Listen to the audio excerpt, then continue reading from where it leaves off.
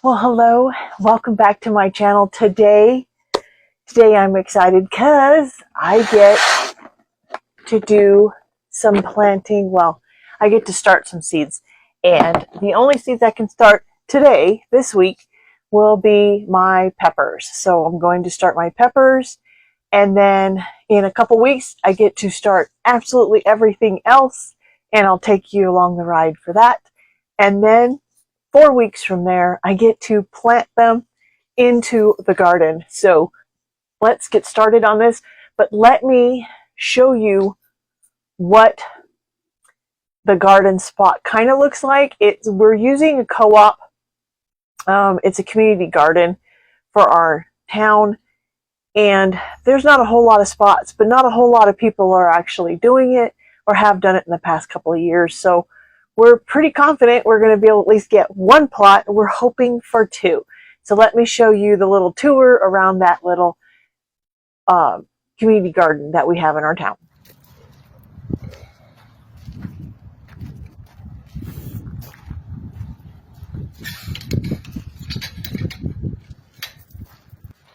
Okay, so that's, I think, where you can put your surplus stuff.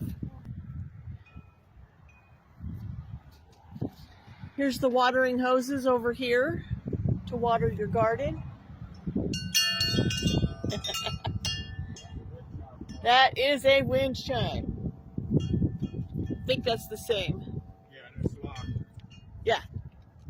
All right, so these are the garden plots.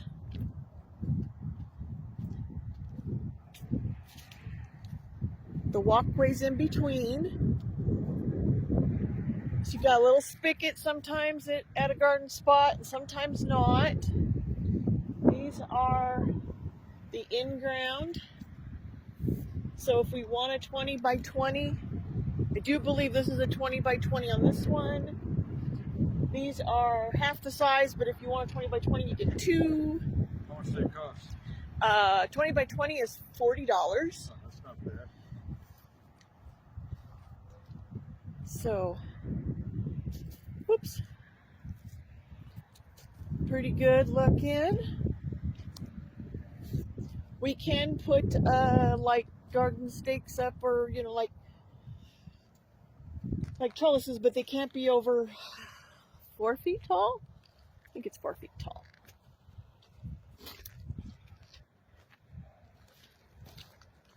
Looks like somebody abandoned in there and didn't clean it up, so they won't be invited back next year. Looks like a couple of people.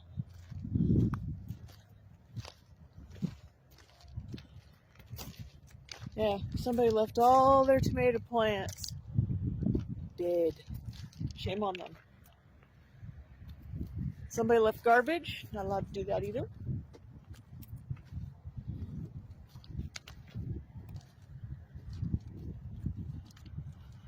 Cute bench. I like that. That's cool.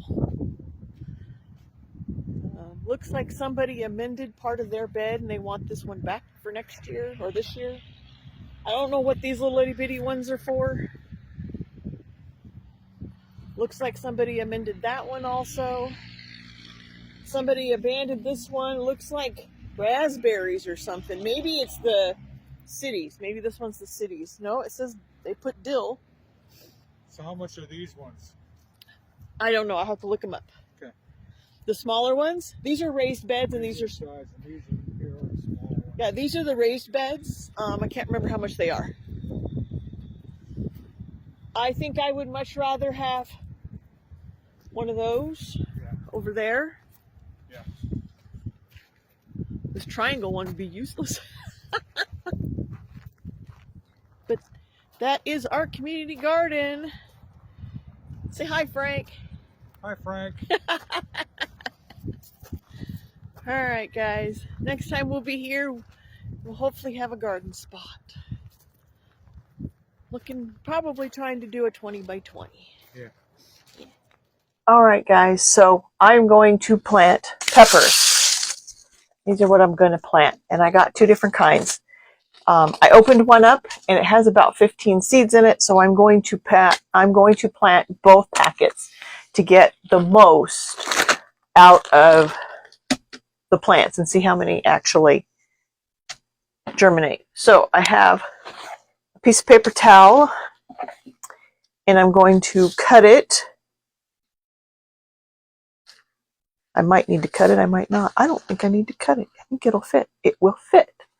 So I'm going to put this in my Ziploc bag.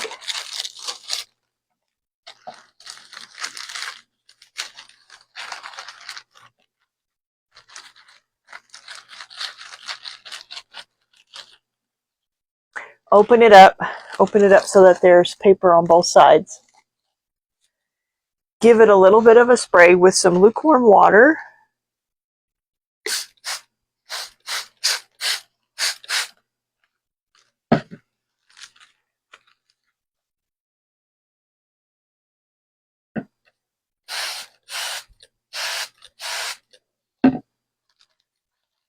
These seeds need quite a bit of liquid, so do not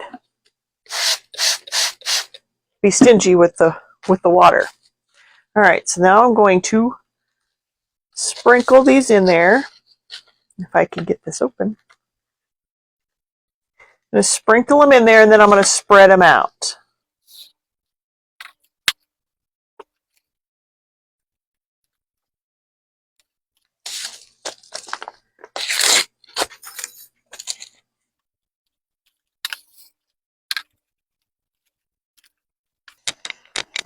So let me show you what it looks like inside. It's all spread out in there.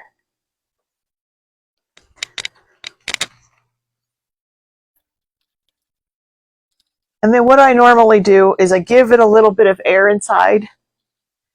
So I seal it up almost all the way. And then blow in it.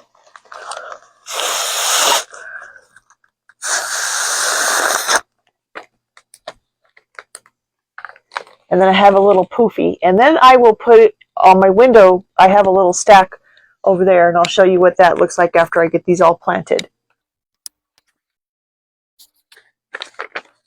I got these at the Dollar Tree. They were 4 for $1. You get, on the peppers, you get 15 per packet.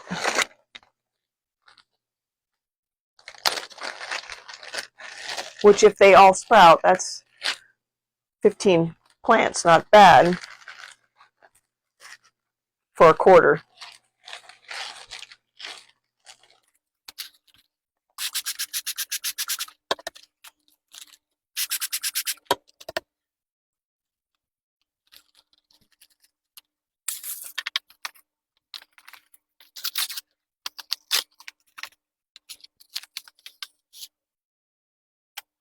Let's see if I got more on this one.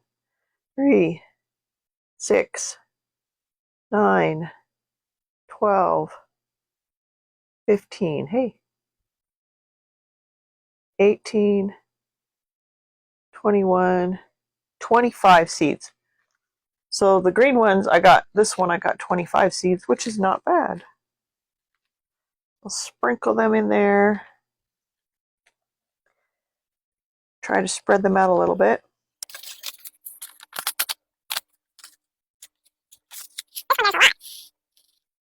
I want to say that's more than 25 seeds. So I guess you get different amounts per different. They just range. I guess they don't count their seeds really.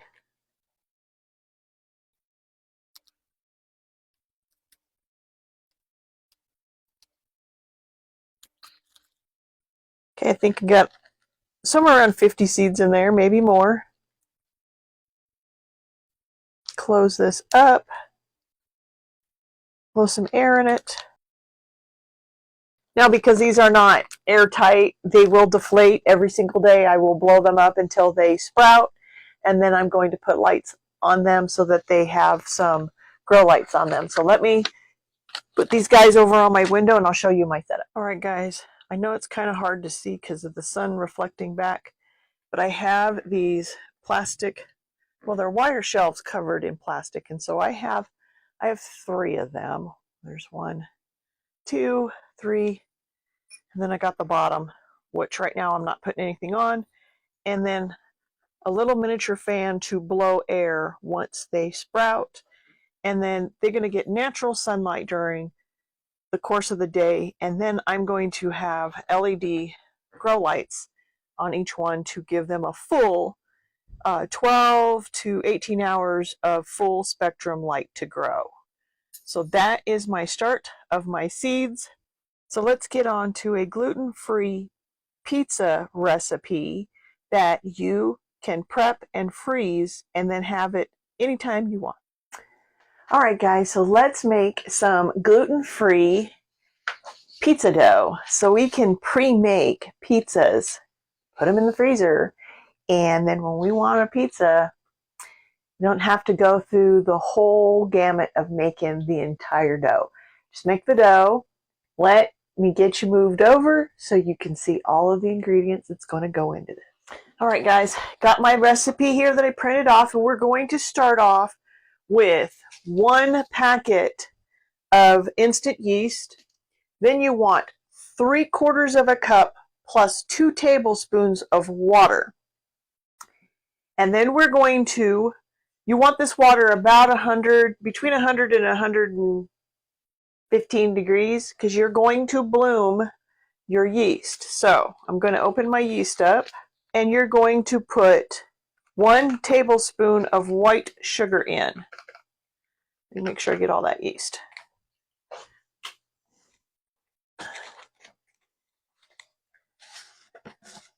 I keep my sugar in these. I got them from Dollar Tree. Works great. My area, I don't have a lot of space. All right, so 1 tablespoon. And then I'm going to give this a stir.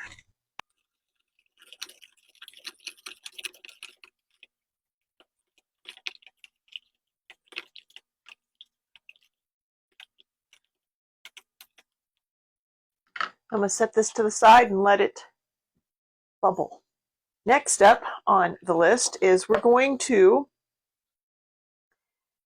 take a bowl and we're going to whisk together. Need to grab my flour. Yes, I recycle everything. So here is my gluten-free baking flour. I got it at Winco, so in the bulk section. So we are going to need 2.5 cups of all-purpose baking flour, and it has to have xanthan gum in it. So if your flour does not have xanthan gum in it, you need to put some xanthan gum. I do have it somewhere around here. Right here. I have xanthan gum. Okay, that's what I get it. That's Bob's. So 2.5 cups.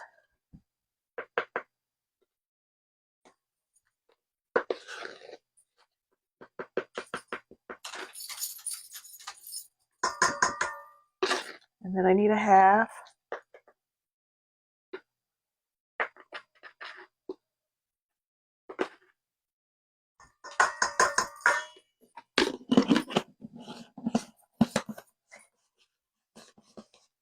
Need 1 teaspoon of baking powder.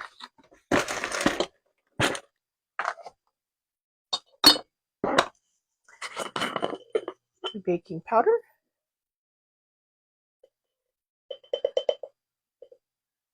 One teaspoon.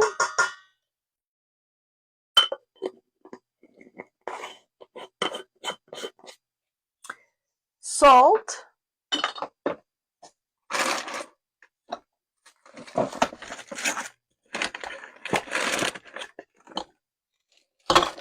I refill this salt container over and over again. This is actually Winco salt that I got in bulk. So I need 1 teaspoon of salt.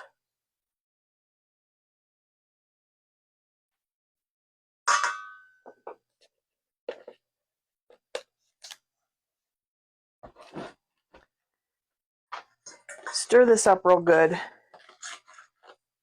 so that all of that stuff is mixed in. And then you're going to mix in, so 1 egg,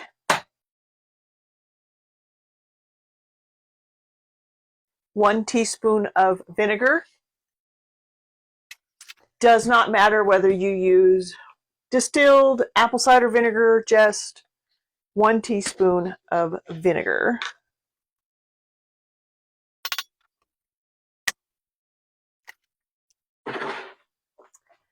Five tablespoons of oil. You can also use olive oil. You can use avocado oil.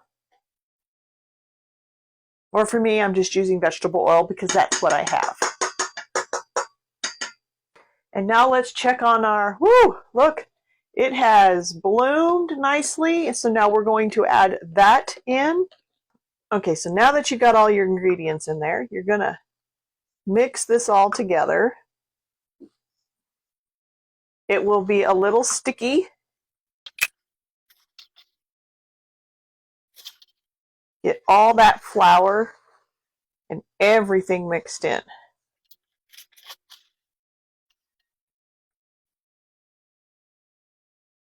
You want all that flour really hydrated because this is gluten-free.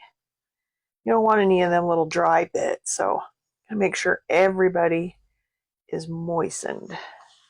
I am super excited about spring. Just got my stuff planted, as you saw. Looking forward to planting even more. Then I can do some meal preps, show you guys gluten-free foods that are made right from my garden. Really great make-ahead meals. I can make spaghetti sauce and pizza sauce right from my garden. You can also do this with your hand. It'll probably go a whole lot faster. So quiet outside today. Oh my goodness. All right, I'm going to mix a little bit with my hand because I want to get all that flour along the edge. Let me know in the comments down below if you guys are going to be doing a garden this year. And if you are, what are you planting? I would love to know what you guys are planting. It's funny, every time I do one of these videos, my dog thinks I'm talking to her. So she's in the kitchen staring at me thinking I'm talking to her. It's funny. All right, guys, now that it's all mixed up together, we're going to take a piece of plastic wrap. We're going to put it on this dough and a towel, and we're going to let it rise in a nice warm place. If your house isn't warm, you might want to put it in your oven with just the light on. But let this rise for about an hour. Grab me some plastic wrap.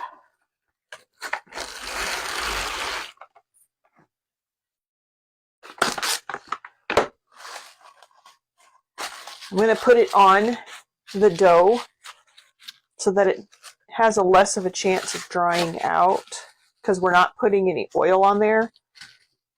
And then I'm going to grab a towel, cover it up, and then I'm going to put it in the warmest place that I have, and that's where my it's where my seedlings are growing. So this is where that's going to go for an hour. So let's head on over there. All right, guys, so I have it rising with where I have my seeds planted, and in an hour I should have it doubled. All right, guys, while we're waiting for the bread to rise, let's make the meat and the sauce for our gluten-free pizzas. So let's start with, I'm going to heat up my pans. I'm going to start with making the sauce first. This pan needs to heat up a little bit. So what we're going to take is a can of tomato sauce, a can of diced tomatoes, and some powdered tomato paste. If you don't know how to make this, is super simple. You take fresh, and I'm reusing jars. I reuse jars because why throw them away? How you make dehydrated tomato paste is you take fresh tomatoes and you dice them up really small. If you want to take the seeds out, you sure can. I did not do it. I left the seeds and the skins on. And then I put them in my dehydrator and I let them dehydrate for about 15 hours. Once they were super crisp, then I pulled them out, put them through my coffee grinder. Then I laid them out flat and let them dry some more. And then I put them in the jar. And then you have powdered tomato paste. So let me open these cans. we'll get making this sauce. Okay, so to the pot, we are going to add a little over 2 cups of water. Remember, the tomato paste is dry. Going to add our can of tomato sauce. Make sure you get all of that.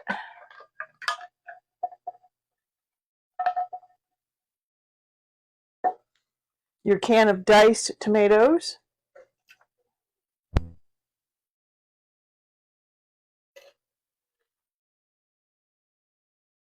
If you want more of a smoother sauce, you can blend this down or not put the diced ones in at all.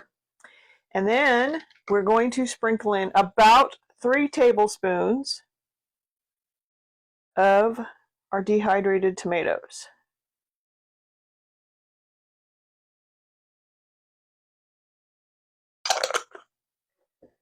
Give this a stir.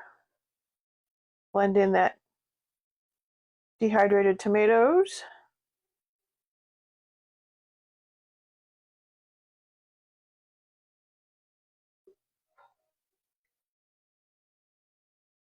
And then we're going to add salt.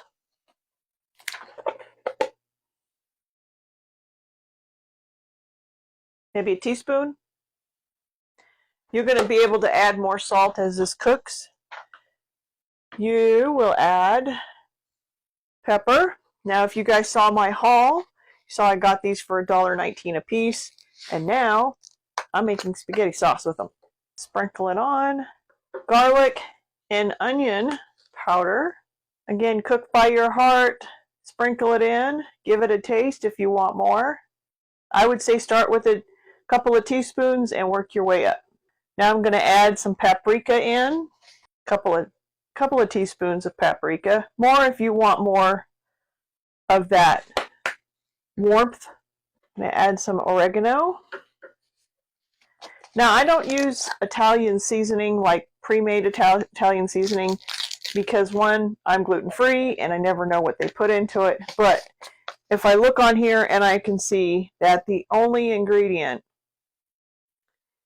is oregano, then I know that there isn't anything else in there. I probably put a couple of tablespoons in here because I like oregano. Also like parsley. Next is parsley. Almost just want to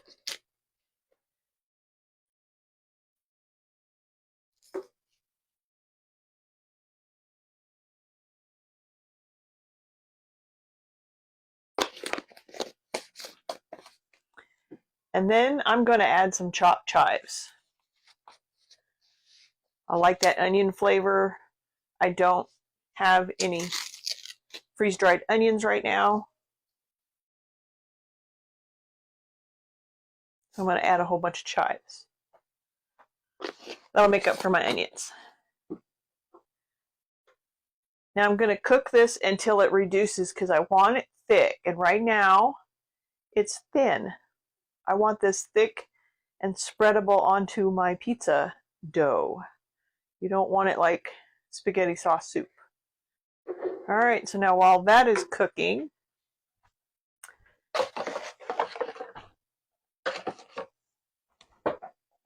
we're going to start our sausage and hamburger. I'm going to do both because I don't have any of my ham diced. It's still a whole ham. So I'm going to start with my hamburger. And if you saw my grocery haul, you saw where I got these. Super excited. And again, super cheap. So now I'm making pizzas at home for a fraction of the money.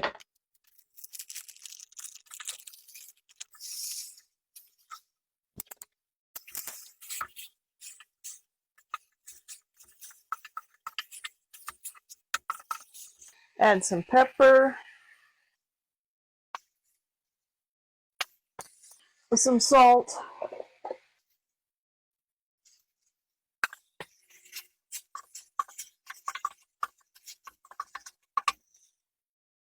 garlic powder and garlic salt, or garlic powder and onion powder.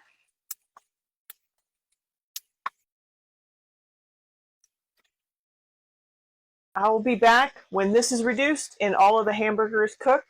I'm also going to cook up some sausage. I'm not going to season it other than a little bit of onion and garlic powder, maybe some salt and pepper, and that's about it. You don't need to watch me make this. Super simple. I'll be back when I'm ready to put all the pizza together. All right, so I did blend it a little bit. It's still thin. It still needs to cook it down a little bit more, but let's do a taste test to see if it needs anything. Super hot.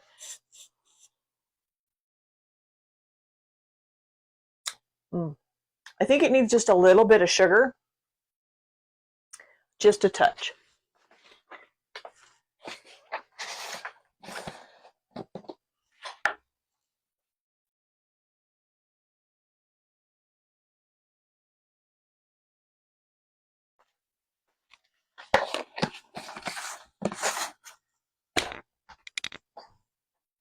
Give that a stir. Give it another taste. This is mine, so I can redip.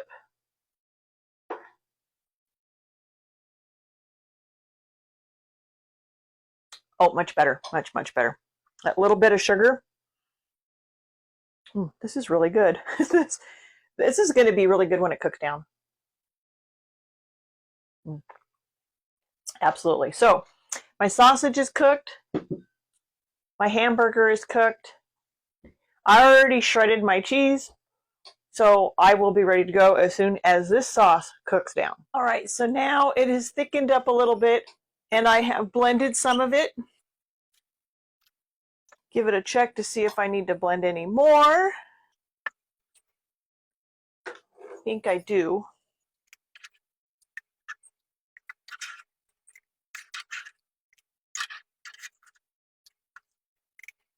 I'll blend this up. Okay, all blended.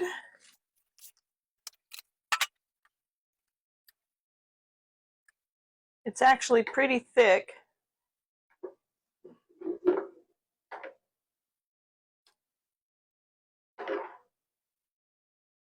Which is really nice. I'm going to let it cook down just a little bit more.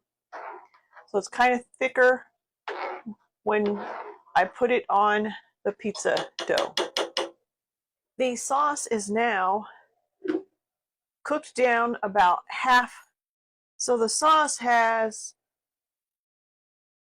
cooked down about 50% down, and look how nice and thick it is. It is now ready to be cooled. I'm going to turn it off, take it off the burner and let it cool. Once it is cool, we can start making our pizzas. Okay, so the dough has risen. My house is not very warm, so it didn't quite double, but it did rise. So now I'm going to take this plastic wrap and I'm going to put the dough in it, and then I'm going to put it in the fridge for about 15 to 20 minutes to let it rest, cool off, and then it'll be much easier to roll out. So there is my dough. There it is. I'm going to put it in my fridge for about 15 to 20 minutes to just let it cool off, and then it'll be easy to roll out. All right, so the dough has now sat in my fridge for about 15 to 20 minutes. I'm not quite sure. You're going to need some more gluten-free flour and a rolling pin and a mat or on your countertop. You also need something to cut your rounds. If you have like a large round lid or something, I'm going to use one of my plastic Dollar Tree lids. This is also going to make my regular pizzas and my pockets that I'll fold in half. All right, first I'm going to unwrap my dough. Lay some flour down.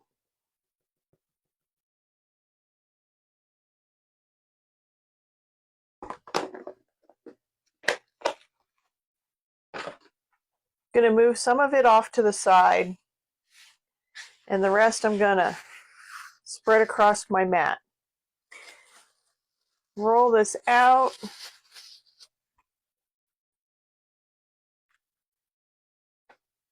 flatten this out. And then I'm going to roll this out. Now, the thinner you make this, actually I think I want to cut this in half. This is a pretty decent size. This is a decent amount of dough, so I'm going to cut this off to a little bit of a half. Now, the thicker you make your pizza dough, the longer it'll take to bake. This is not like regular dough. If you're going to make regular flat pizzas, you want to par bake this so that the very center and the bottom is not like doughy. With the pizza pockets, you cannot do that. So I'm going to roll it out fairly thin because I'm going to start with the pizza pocket. They're all the same. There's my first one. I think I want to roll it just a bit thinner. That's pretty thick.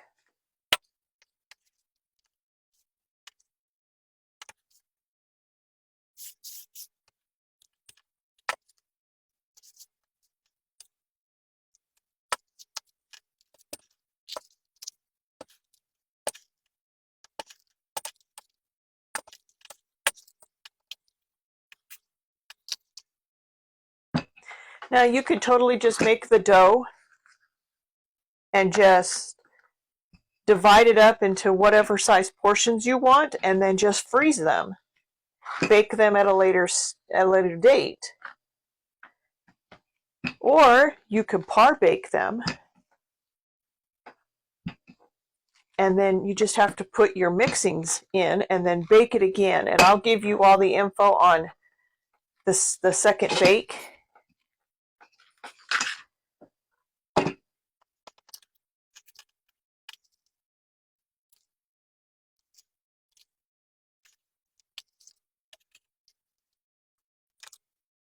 My anti-stick mat is making it where I don't have to really add any flour. So if you can get like a pastry mat, it helps to not have to add extra flour in.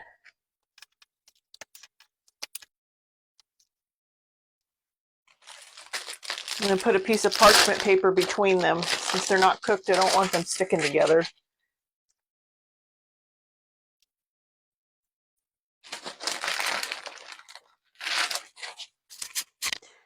Now remember, you could knead this because it has no gluten in it. It's not going to get super tough. So knead your dough so that it's nice and smooth. When you go to roll it out, it'll stick together really well. Don't add too much flour, but if you need to add flour, add just enough to make it where it's not sticky. But I didn't have to add any extra flour. I have extra flour on my mat, and I have not used but what I spread out, and I even just moved some of that away. So the amount of flour I put in was perfect for this. All right, guys, all of the pizza doughs are now made. So what I'm going to do is some of them are going to be pizza pockets. So I'm going to take a little bit of this sauce that's now cooled off, not very much. We're talking very, very little. Because remember, I'm making very small. Very small. I want a little bit of mushrooms. So I have some diced mushrooms. Just a few little pieces. Some black olives that I've diced up. Just a few of those. Because remember, not a very big spot.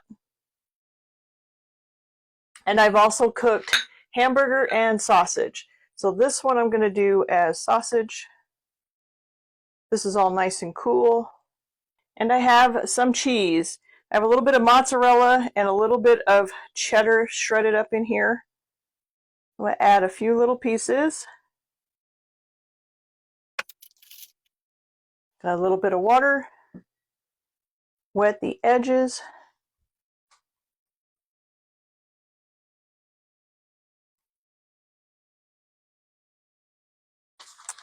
Fold it over and pinch it shut.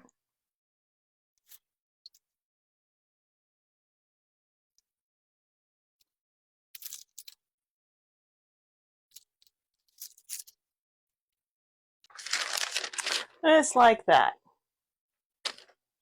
I'm going to put it on my baking sheet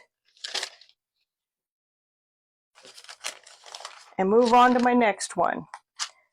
If you're going to make regular flat pizzas like this, par bake this. Put some olive oil or some oil on top and bake it for between 10 and 12 minutes until it's no longer like really doughy.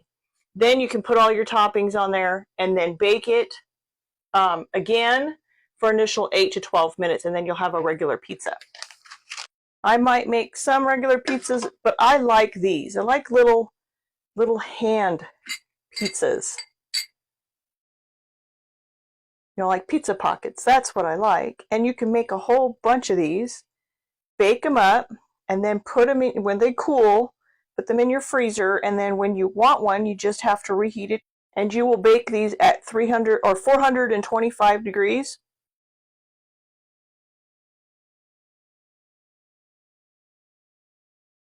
And unlike regular pizza dough, this doesn't stretch, because again, there's no gluten in it, so don't try to stretch it.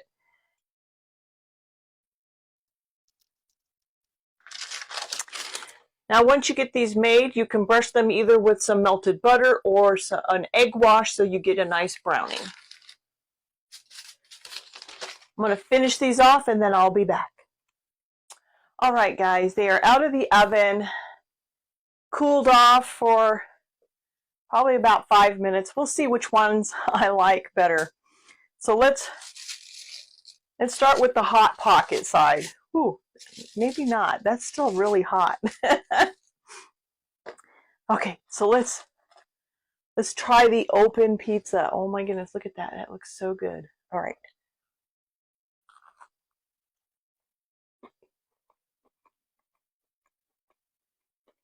Okay.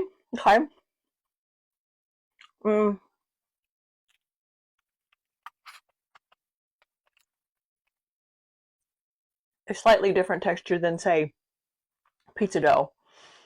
Probably because I rolled it out so thin. It's like a pita, like super, like crispy bread. If I didn't roll it out as thin, it probably would have more of like a dough texture. But I'm finding that if I'm making gluten-free bread dough, having the center of it like doughy, I don't really care for that texture. I would much rather have it crispy. These are crispy.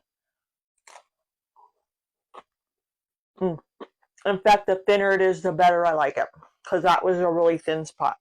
Oh my gosh. That was so good. Now, if you want more of a doughy bread, and you're okay with the texture of gluten-free breads, I haven't been. Go ahead and not roll it out as thin. But I really want to give this a try. Let me get a knife and cut it. That is what the inside looks like. Looks a little bit more doughy. Not sure if I'm going to like this.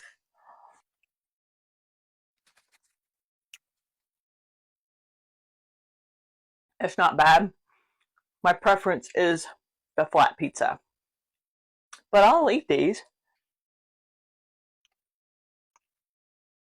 I think for these,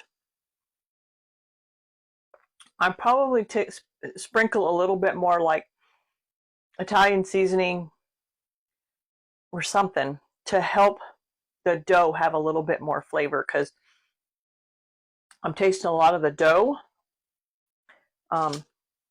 And like I said, really don't care for bread dough. But these flat rounds, these are good. I put a little bit too much oil on this, but I like them really thin. Yeah, thin. This is good though. You get notified when I upload another one of these videos. And as spring gets closer in, I'm going to be doing more. I'm going to add in my gardening into it, because it's food, and I'm going to do food prep and I'm going to do them gluten-free.